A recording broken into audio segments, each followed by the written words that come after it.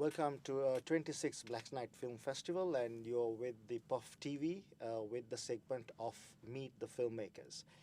Today we're going to discuss a very interesting film called Sashenka from Ukraine, and I would like to welcome the director Olexandr Zhovna.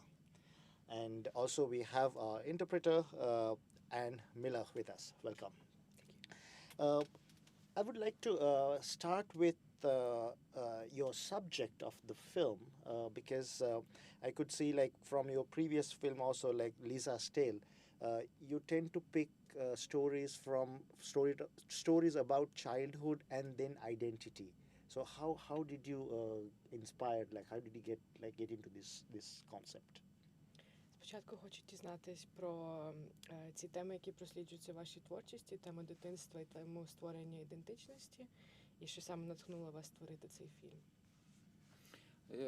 Перед тим, як відповісти, я хочу ще сказати, зізнатися, відкрити такий секрет, що я насправді не режисер професійний і не письменник. Я вже більше 40 років працюю у психоневрологічному інтернаті. So for starters, he wanted to confess that he's not actually a professional filmmaker, nor even a writer. For the last 40 years, he's been working as a psychologist? Я працюю психологом. As a psychologist in a psychoneurological dispenser. Але це не заважає мені писати книжки і знімати кіно. And parallel to that, he's a writer and filmmaker. Скоріше навіть допомагає. It actually helps. І от атмосфера, де я знаходжусь, вона мені досить комфортна. Мені комфортно серед цих людей. Навіть інколи більше, ніж в середовищі нас з вами. He says he feels really comfortable in that environment and sometimes even more comfortable than, among regular people. Вони дозволяють собі бути щирими і справжніми. У них немає подвійного дна якогось, і через те мені з ними безпечно і комфортно. І вони мене цікавлять. He feels that these people are much more honest and much more sincere, and they're never double-sided, and that's why he finds them much more interesting and comfortable to be around. Інколи навіть більше, чим так званий нормальний соціум. Sometimes more than, so to say, the normal society. Ну, от, якось так. This would be the answer. Yeah. And what was the point? Like, he felt like he wanted to express, like, as a writer, he was working, and then what was the point that he felt like he really wanted to make a film, like express his ideas through cinema? В який саме момент ви відчули, що ви були письменником, у вас була ця ідея, мотивація, в який момент стало бажання створювати саме кіно? До того екранізували мої повісті літературні. І екранізували досить відомі режисери в Україні, такі Ярослав Лупій, Роман Балаян. І всі ці екранізації мене як автора не влаштовували. І мені захотілося зробити це самому, і випала така можливість, і я це зробив. І мені зовсім не сподобалось те, що я зробив.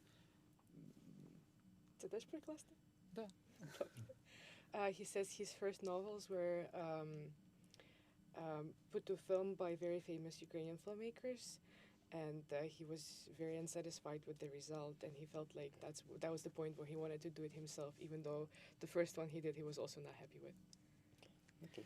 І тоді я зрозумів, що кіношна справа не така вже й проста. Хоч я чому так вирішив зробити? Тому що мене ніхто не вчив писати літературу, так? І так само ніхто не вчив знімати кіно, але я подумав, що писати, малювати, мріяти чи любити взагалі навчити не можна. А подумав, що раз я міг це зробити, писати літературу, чому б не спробувати кіно? На жаль, не вийшло, я почав ставитись до цього більш серйозніше, і, здається, якийсь результат з'являється от саме зараз. He says that was the point when he understood that filmmaking wasn't that easy of a job. He never got any training as a writer, no one ever taught him that. And so he understood that it's going to take a little bit more to make a good film, but his thinking was no one ever teaches you how to write, how to draw, how to dream, and how to love. So he was able to learn how to write. He should be able how to learn how to make films, and essentially now he sees development in his work in that area. Okay, let's move back to the film once again. Like with the if when we look at the images of the film, especially the cinematography part, we could see very carefully composed images, and also these images looks like he's trying to balance every time, make it like a symmetrical image, and also he has an interest in a lot of structures like architectural structures. So what was the inspiration behind creating images like that? З наступним питанням хочу більше поговорити про саме роботу камери. Як в фільмі помітно, такі дуже акуратно зроблені зображення, дуже симетричні зображення, багато архітектури, багато форми. Що саме натхнуло на такий креативний вибір? Ну, що стосується операторської роботи, я як автор, я дуже прискіпливо до цього ставлюсь, і мене влаштовує той оператор, який вміє натискати кнопку на камері. Все, більше мені нічого не треба. А все останнє я боюсь довіряти комусь іншому і роблю це сам. А підказує мені це робити просто моя інтуїція. Я вже говорив, я не професійний режисер, не професійний оператор, але відчуваю, що я це можу, і роблю так, як можу.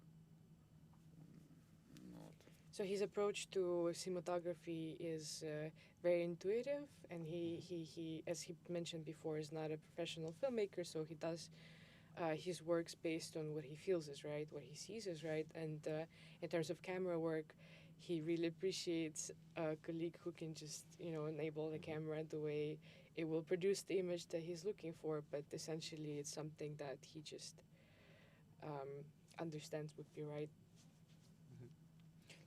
Was there a particular reason for him to select it in black and white, this film? Чи була якась основна причина, чому фільм чорно-білий? Ну, по-перше, як на мене, чорно-білий колір – це колір отої совєтської епохи, яка була, тому він стилістично доречний. А з іншого боку, от кольорове кіно, воно пригнічує і обмежує уяву кожного глядача.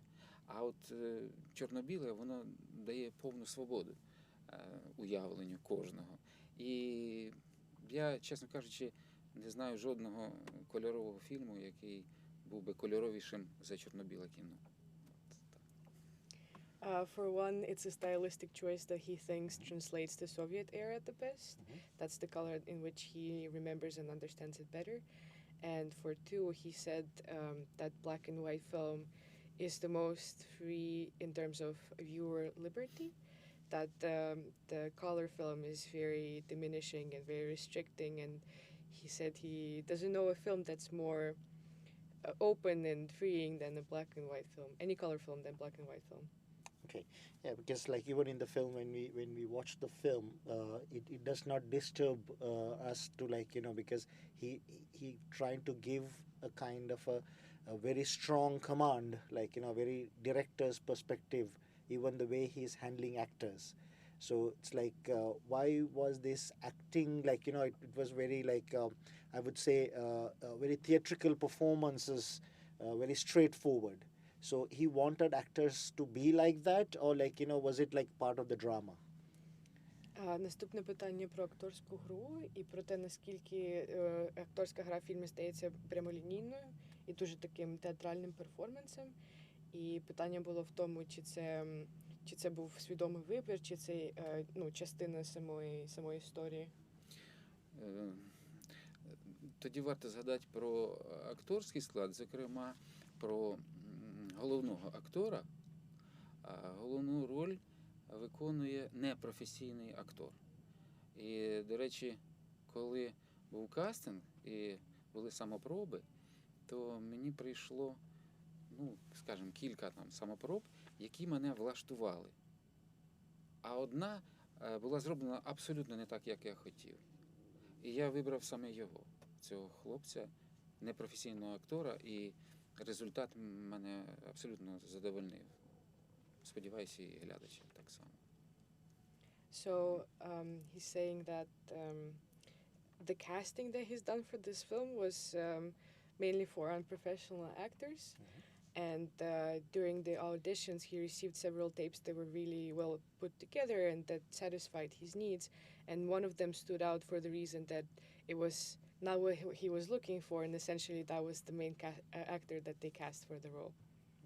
Ну і зовнішня от така простота кадра і взагалі динаміки, це як данина, ну, тій епосі і, ну, напевно, що стилістики, в якій знімалося, в якій відбувалася взагалі вся ця історія.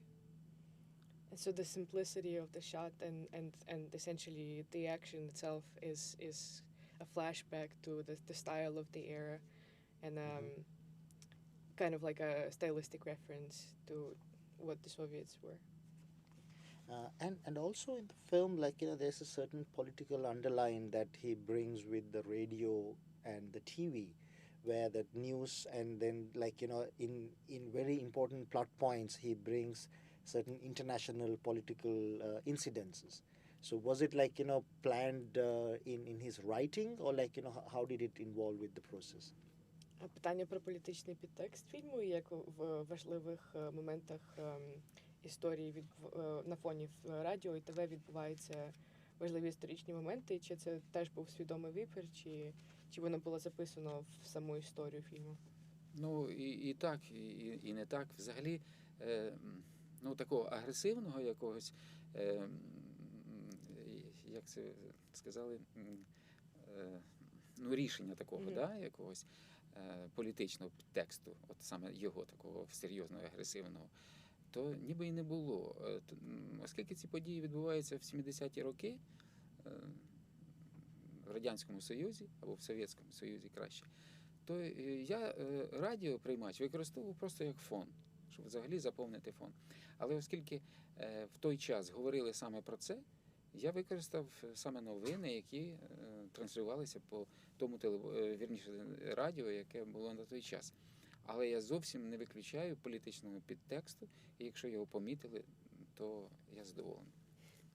He's saying that it wasn't an aggressive decision, a very precise decision to include this political context in the story. He used the TV and the radio recordings as a background noise, but the recordings themselves and what they talk about is what he remembers they actually talked about at the time. So if he would put it on, this is what was on at the time on the news. So he doesn't deny that the context is there, and he's glad that people notice it if they do. And at last, like, I want to ask something about the production part also, like, how long was the shooting, like, took place, and about this particular scene of delivering a baby, like, it's like the cesarean one. How did he do that, and was it a real one, or like, how did he plan? Питають, наскільки довго тримали зйомки, і особливо про сцену з народженням дитини, чи це була справжня сцена, і як складно було це зробити? Довго зйомки не тривали, тому що у нас був обмежений бюджет, і я поспішав, і треба було зробити. Ми зняли це за 24 дні, здається, там. Ну, десь в місяць це все вклалося. А саме оцю сцену Кесарева, то я її планував, у мене є друг, головний лікар. Я його попросив, щоб він мені дав можливість відзняти це натурально, вживу. І я це зробив. Відзняв, а потім думав, включати фільм, не включати фільм, і все-таки включив. Це натуральні зйомки, я їх сам особисто знімав. Потім я додав. So the overall shooting lasted 24 days, somewhat of a month, and the baby delivery scene was like an actual situation. It's just a friend of his was a doctor, gave him permission to shoot at the hospital, so he shot it personally in live. Okay. Нам потрібно було, щоб народилася саме дівчинка, і підшукували так цю породілля, щоб саме була дівчинка. І коли я це знімав, і лікар, який робив операцію, пожартував і сказав: ой, хлопчик, але все-таки це була дівчинка. When they were looking for the person that they can shoot with, they were looking specifically for a birth of a girl, of a female. Yeah. But during the delivery, the main doctor made a joke to him during the fitting that they were it was a boy. Oh, So they had a good laugh Ну over і ще that. кілька слів. 2 тижні тому я дуже боявся цього, дуже переживав. Моя донька народила теж кесарево хлопчика. And so two weeks ago, his daughter actually also gave birth to a boy. Okay. Okay. Right. Well, congratulations on the film, and I wish you all the best for a long festival journey and also a great worldwide release. And thank you very much for being with us today. And ladies and gentlemen, that's a wrap. I'm Dhanushka from PÖFF TV.